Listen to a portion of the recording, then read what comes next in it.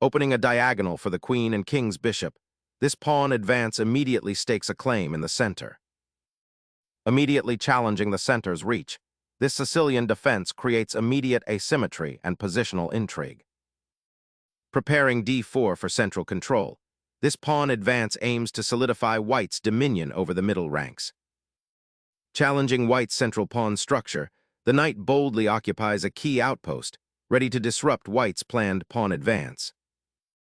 Gaining central territory and restricting black's knight are the immediate consequences, forcing a strategic adjustment. Excellent, the knight finds a robust central outpost, subtly challenging white's pawn structure and preparing for a lively middle game skirmish. Advancing the knight to f3 solidifies central influence and prepares kingside development, while maintaining flexibility for a pawn push like d4. Black solidifies its pawn structure, aiming for a more robust defensive setup and potentially preparing to challenge the center. Developing the kingside bishop to a more active diagonal, eyeing the queenside majority. Re-establishing knight presence in the center, this move aims to contest space and prepare for pawn advances. Developing the bishop to g2 solidifies control over the long diagonal, preparing to castle kingside and integrate the piece into the queenside defense if needed, while simultaneously eyeing potential weaknesses on black's queenside. Black contests the central pawn structure head-on, a logical follow-up to the knight's repositioning, aiming to liberate the queen's bishop and challenge white's spatial advantage.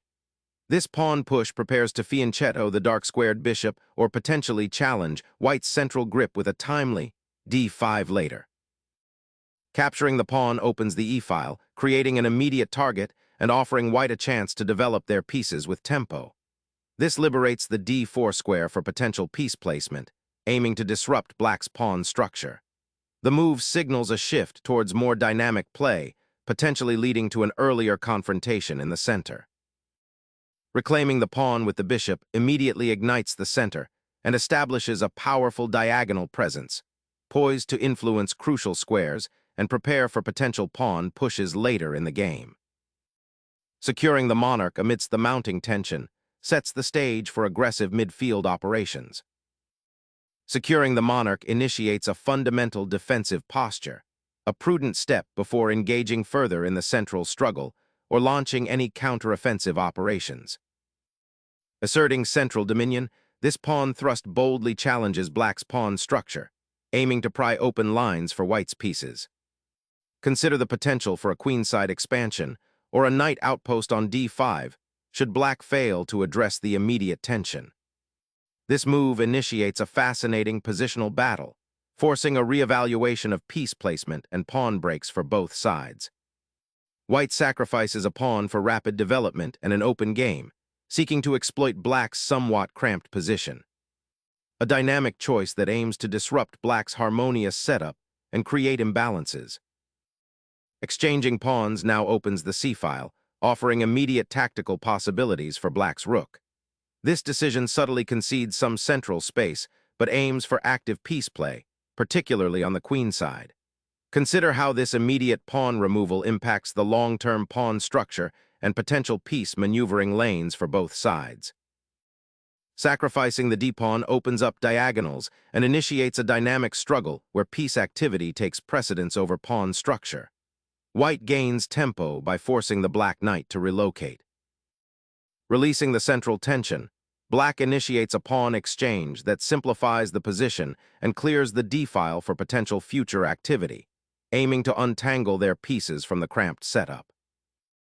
Recapturing with the queen now seizes central influence and prepares for queenside development, but it also exposes the queen to potential harassment and sacrifices tactical clarity for immediate piece activity, creating an interesting dynamic where black must carefully defend their king while exploiting the queen's potentially awkward placement.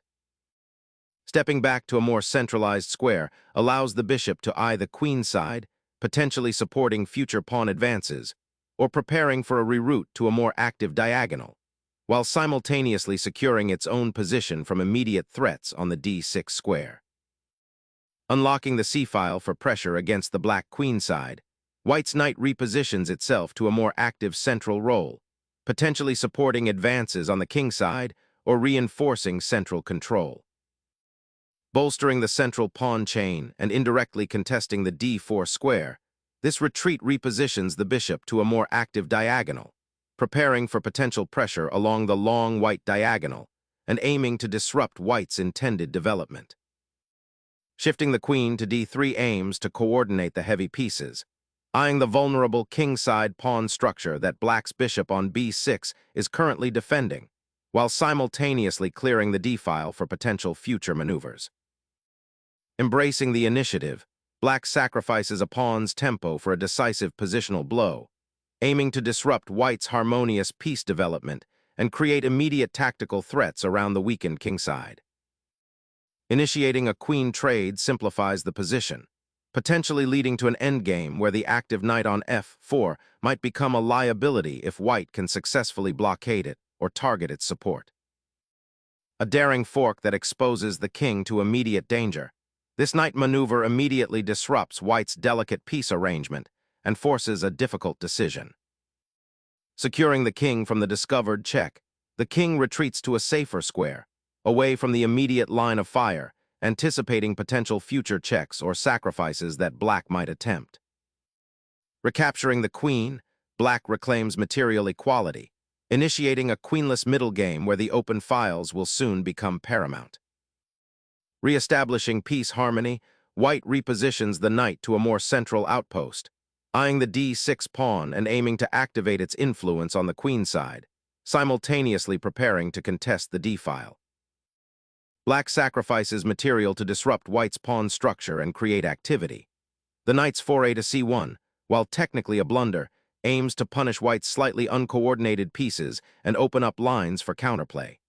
This aggressive decision signals a shift in black's approach, seeking dynamic imbalances rather than a passive defense, and might lead to complications where white's king could become a target. Reclaiming the rook from its isolated outpost on the c-file, white aims to consolidate their material advantage and prepare for a smoother transition into the endgame, seeking to activate this piece on a more central file for increased influence. Reclaiming the knight from its aggressive but isolated post, black aims to regroup the bishop, which has been pushed back by white's advancing pawns, seeking a more harmonious setup and preparing to contest the central files more effectively. Reasserting control over the d-file is paramount after the piece exchange, aiming to pry open lines for the rook and potentially prepare for future queenside activity against black's isolated pawns. The rook lift to the first rank now exerts immediate pressure along the d-file, aiming to exploit the lingering static on white's queenless queenside.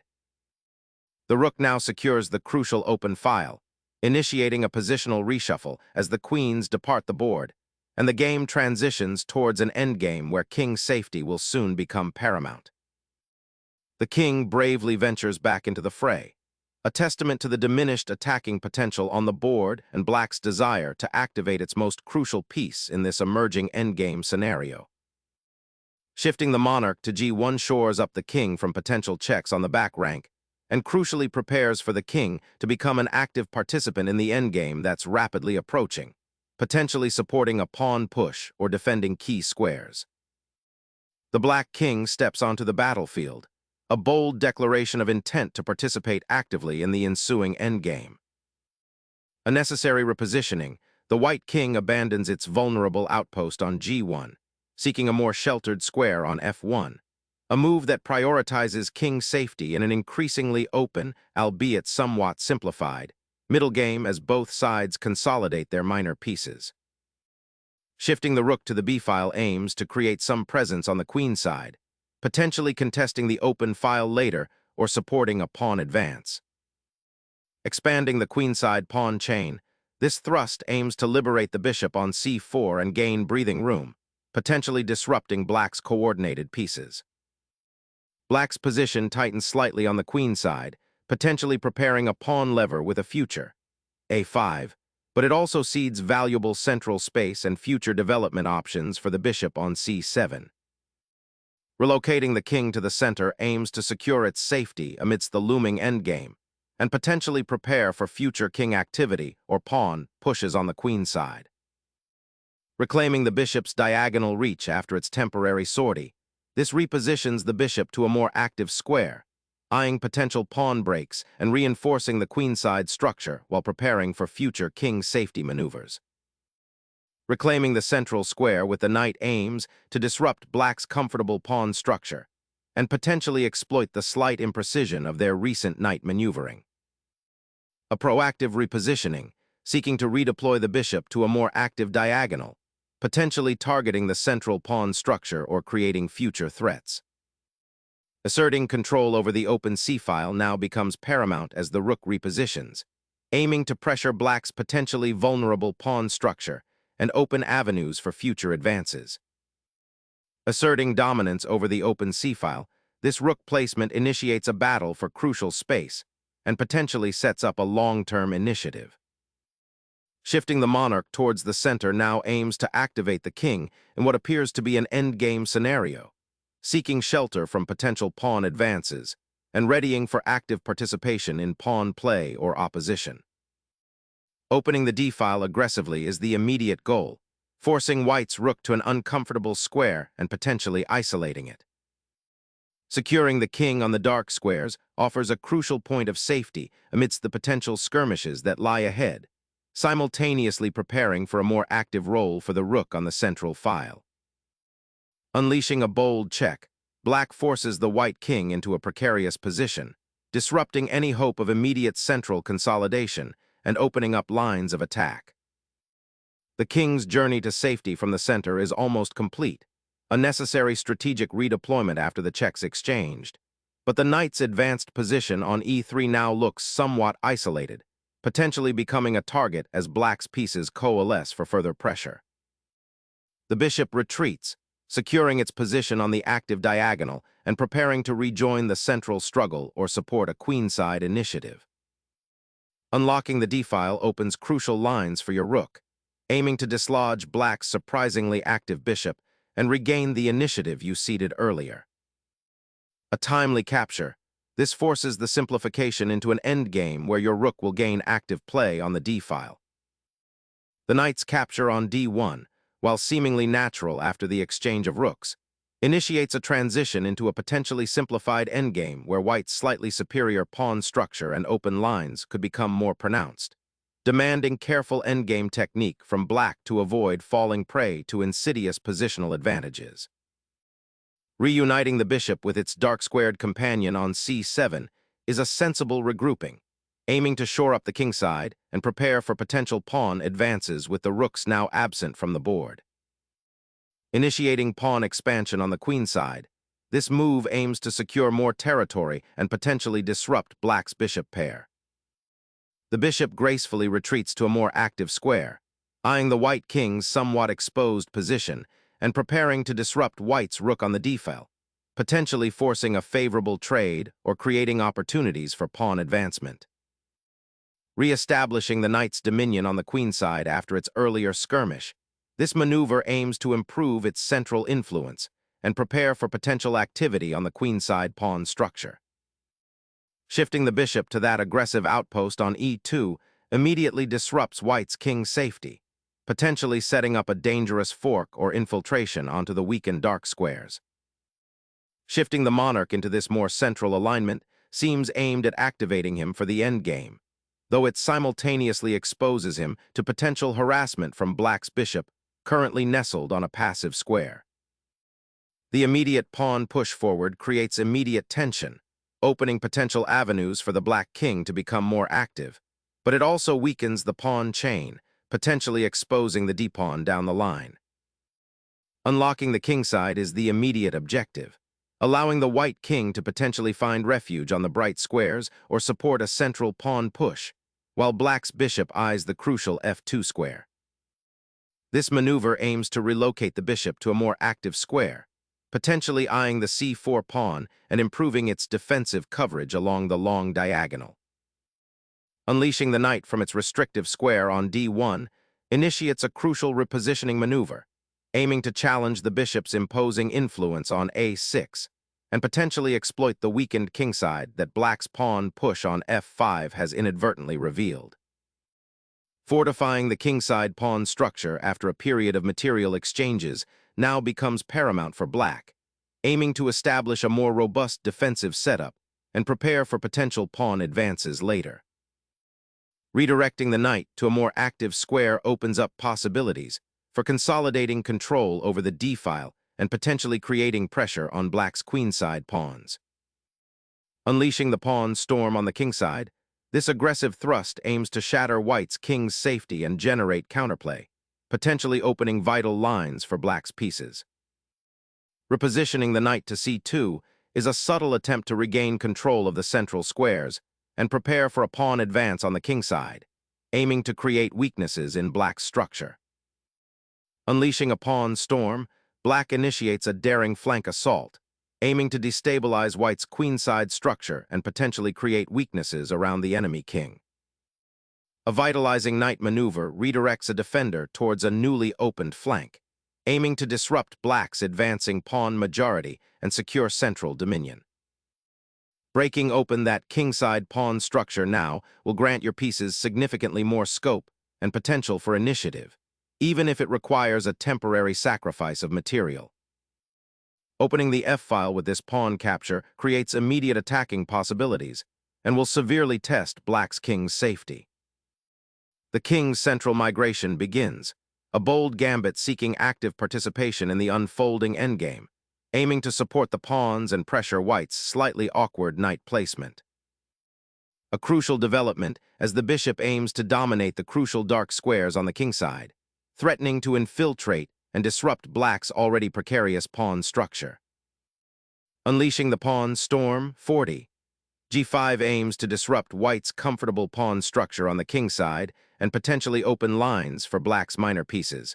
But it also creates potential weaknesses around the king that black must be acutely aware of.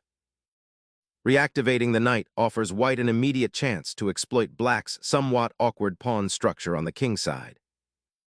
Unleashing a pawn storm on the kingside now aims to disrupt white's coordination and create attacking chances, even if it weakens black's own pawn structure. Initiating a pawn storm on the kingside now, aiming to pry open lines against the enemy king. Opening the h-file with this pawn thrust injects immediate dynamism into the position, creating threats against white's king and potentially unlocking further attacking avenues for black's remaining pieces.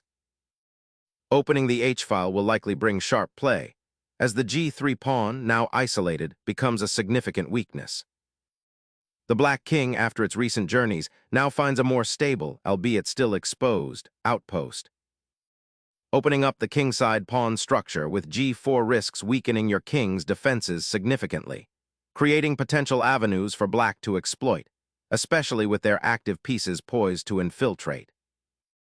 Unleashing the bishop with check now forces a pawn capture and creates a sudden disruption in white's defensive setup, potentially opening lines for black's pieces. The white monarch bravely ventures forward, aiming to solidify its position in the center and prepare for potential pawn pushes on the queen side. King now ventures out, seeking active participation in the unfolding endgame, its forward momentum a bold declaration amidst the positional maneuvering. Solidifying the advanced bishop's position and preparing to launch a pawn storm on the kingside. A bold thrust to seize the initiative, aiming to unravel white's king's safety and create dynamic play across the center.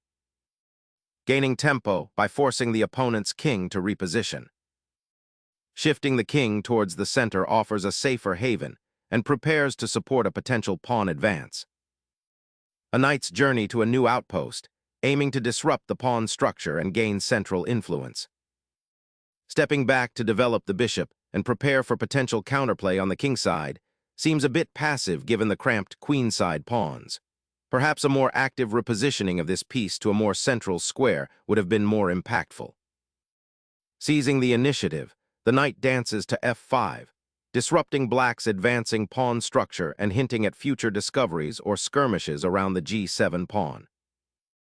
A timely retreat for the bishop, repositioning itself to a more robust square where it can influence the king side and potentially support future pawn advances, while simultaneously evading the knight's pressure and preparing to re-engage on the queenside diagonals should the opportunity arise.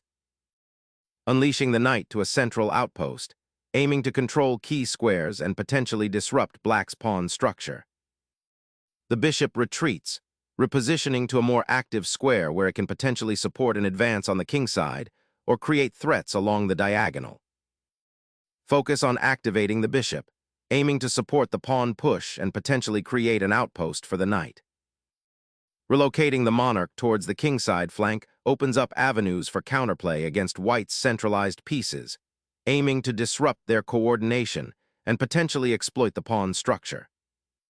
Fulfilling its purpose, the bishop now aims to reinforce the central pawn advance and potentially shore up the king's position by offering itself for exchange.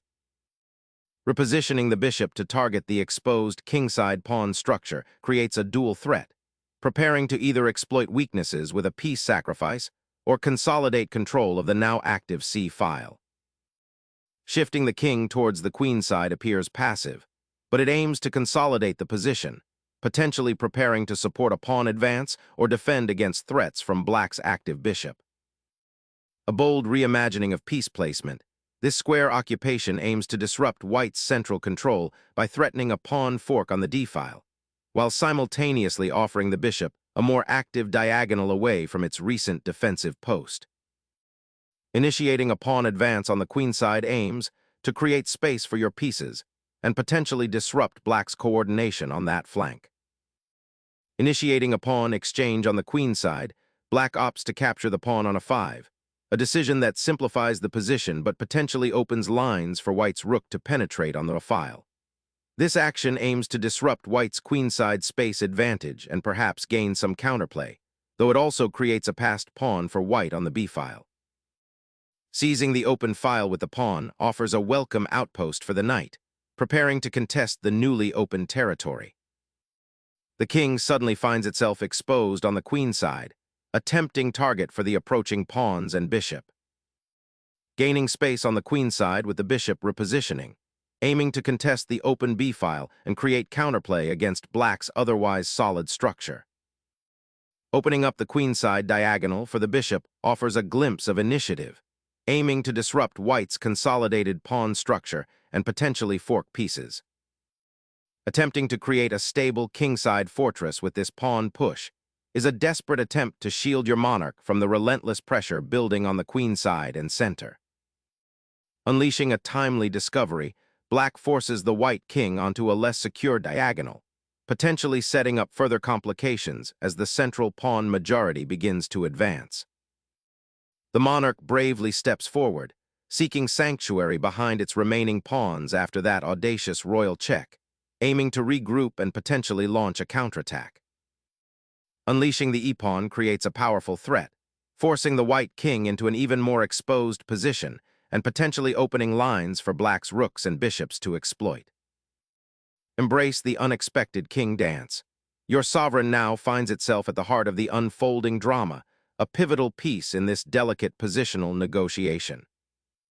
A bold gambit to disrupt white's coordination, forcing the king into a precarious central alignment and potentially opening lines for black's aggressive pawn advances.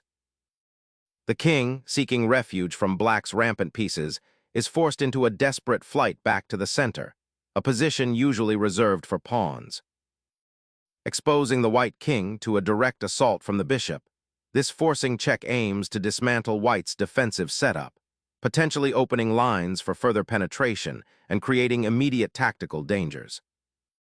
Sacrificing the bishop, a bold maneuver aiming to create a powerful passed pawn on the g-file and disrupt black's coordinating pieces.